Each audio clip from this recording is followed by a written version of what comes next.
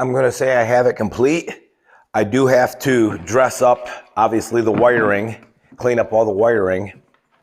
And I got some wiring looms for it, but I'm going to hold off for that yet. I need to work on this box just a little bit more. I ended up breaking the plastic, so that's not a big deal. So what I have is one switch that powers everything on. This switch is going to be for the throttle. Advance the throttle. And all I have, I just showed it to you, a linear actuator. Let me show you that again. So that will be the throttle switch.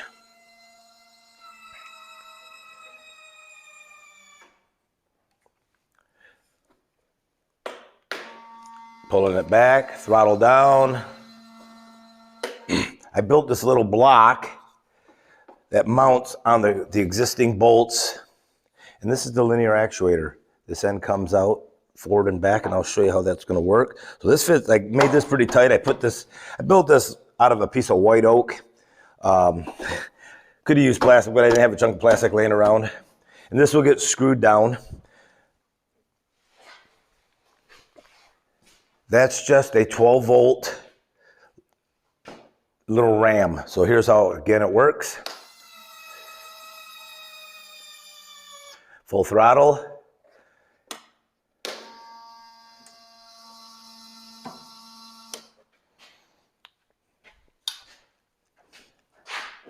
I'll dress this up, but this portion of it is the modulator, the pulse width modulator. Let's see if you see that. This is a percentage. I don't know if you see that going up, 50, 60, 70, 80. That's 100% full speed. And going down. This is the carriage return and carriage forward. And this is just a matter of controlling the speed. I have both limit switches. I'll show you how I did that in a minute. Connected to this end of the switch here. They're normally closed limit switches. So when it hits the limit switch, it opens up the circuit and it stops the motor from turning in that direction. And then the only way it will turn will be in the opposite direction. So let's go through it. So we just cut the log. We're gonna send this home. And I'm gonna turn it up full speed.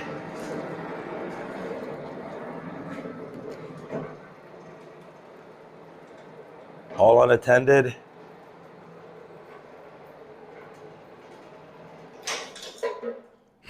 So we're going to cut the next board. We're going to throttle up. I'm not sure what percentage we'll start at, but here's 30%. It's probably not a bad pace right there if we were cutting. That'd give me a chance to wander, take a look, make sure everything looks good. Cutting through the log.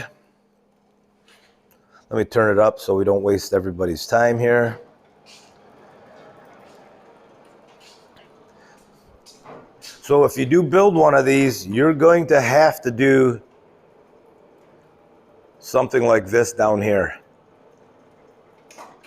You can see that spring does move pretty good. Takes a lot of the shock out when it hits. As I mentioned, these switches here, these limit switches, I just have speaker wire to them because that speaker wire goes to the switch, and the switch only had 22 gauge wire, really thin. So that's the only thing I had with some speaker wire, and it works great. This is normally closed. Normally closed. I have it wired in that position. What happens when this opens, it shuts the current off to the motor. It's really a simple wiring job. I just spliced it into the switch. So let's watch how this is going to work. I'm going to go slow so you can watch it. I guess I'm not. Let's do that again.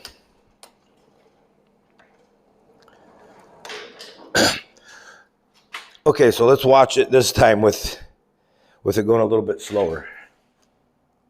All right, there's 25%. So watch the switch. I had to adjust that a little bit to get where I needed when it hits that plate.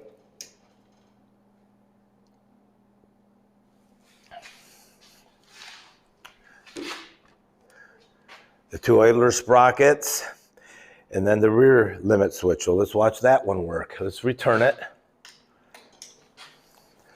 I got it coming back slow. I'll get this set up so you can watch this end. This bracket right here I bolted through, and that's going to be the shut-off bracket for the rear limit switch. So it's coming home.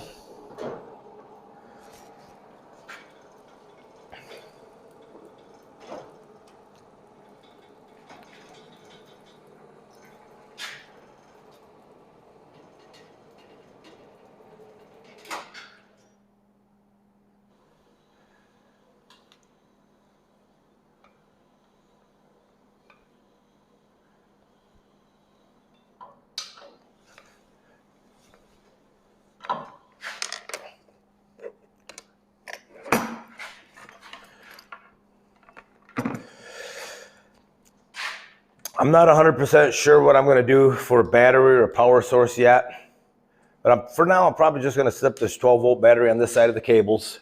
It doesn't seem to crank any harder than it did before. Now, this table might be in the way a little bit. I may end up cutting this off.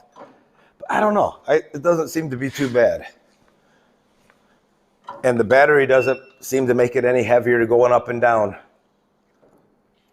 So guys, this has been a really fun build. It gave me something to do for the last couple of weeks. I would highly recommend this. Let me say that again. I don't know if I will recommend this because I haven't tested it in the field, but I don't see any reason this is going to be a problem. I had somebody ask if the dust will be a problem on the chain. One, I have the dust chute out on the other side and the chain's on this side. Then I had somebody ask me, will this motor put too much torque on this head in one direction? Well, you push on this side anyhow. I did keep it set up so I could use this throttle still if I wanted to push the throttle by hand, and I could still use this handle really easily. But I think only one motor is needed because it's just like pushing it on this side. And some of the mills I've seen that have these from the factory, they're generally, I've only seen them on one side. They're either a chain or a cable. I'm sorry, chain or a rope is what I've seen. So this has been a fun project. I used the chain. I thought this would work good. It's not going to break. And back to the question about the dust, motorcycles run forever, the dirt bikes, in the dusty environments. So just a matter of wiping it down, keeping it clean, just like anything else, I suppose. I don't think that will ever be a problem. Battery wearing out would be a problem. So there is I could use a 12-volt inverter, and I do have one. I haven't tried it on this motor to see if it will work. It's only a 5 amp inverter, and I'm pretty sure it will work. I think this motor, I have an amp meter. I haven't checked it yet. I think this motor probably, everything I read on it, draws about 3 amps running, but I don't know if that 3 amps running. I don't know if that 5 amp inverter or converter, 120 to 12 volt DC would start the motor, but I'll have to try that out sometime. Then I could just plug it in, or I'll just keep a charger out there at the woodshed, and I can hang a charger on it. So that's going to do it, guys. What I am going to do, I'm going to end up swapping out this piece of plastic. I found this piece of ABS. I don't know what it was. I found it laying around. Must be a panel. I don't know what it was for, but it's a piece of ABS. And I'm going to probably in time trace out that piece of yellow plastic onto this and redo it. But right now, I don't think it's going to be necessary. Once it's all busted up, then I'll take care of it. So I do have this chunk. So like I said, the next thing I need to do is I need to manage all the wiring, get some wiring looms on everything, and just get it cleaned up and get it out back out to the sawmill yard and get working with it. But it's still pretty cold here in West Michigan. Today is nice and sunny, but it's in the low 20s. And I did a lot of cutting last winter in the snow, and it's fun, but it's not that fun. But that's going to do it. I hope you enjoyed this video, guys. I hope you got something out of it. If you have any questions, let me know. In the video prior to this one, I did put all the links to everything I used. You know, I think if you don't have my neighbor gave me this DeWalt box that kind of matches. I would think something like a Pelican box would work, or I'm sure they make a actual power box. What I'd like to do is, I haven't figured out how to do it yet. I'd like to use this in a manner that I can have a remote in my hand and not tied to it. So like a wireless remote would be interesting. I thought about a key fob, but that I'm not sure how to program all that. I don't know if somebody makes a pulse width modulator that has, and I'll have to look. That would be really interesting. If I guess the pulse width modulator would have to have a wireless feature, which would be a fantastic idea. It'd be nice to be able to stand back here, run it. The head going up and down might happen in time. There's several ways you could do it. You could run a chain system. I'd keep the cable system that I currently have, and I probably would do it that way. I would just mount this extra motor I have off to the side here on this. We could run a chain and a sprocket up to here. I think this would be powerful enough to turn it. I could always gear the sprocket in such a manner that it would turn that for sure. It might be a little slower, but that would be really nice. And then I don't have to crank that. My shoulder's getting worn out as I've gotten a little older here, especially my right shoulder. And it doesn't feel like it's that much. You know, that's 12 inches, so it's probably, without putting a torque wrench on it, I want to say that's 15 to 20 foot-pounds of torque, maybe not even that much. So I think this motor would, magnetic. I think this motor would turn it. It'd be interesting to try it. So, guys, that's going to do it for this video and this two-part series on this auto feed I built. Hopefully it works out. I don't see a reason it won't work out. But if you have any questions, comments, concerns, throw a comment in there and let me know, because I'm learning as I go here as well. And don't be afraid to do something like this. Just get after it. It was fun. So, all right, guys, take care and have a great day.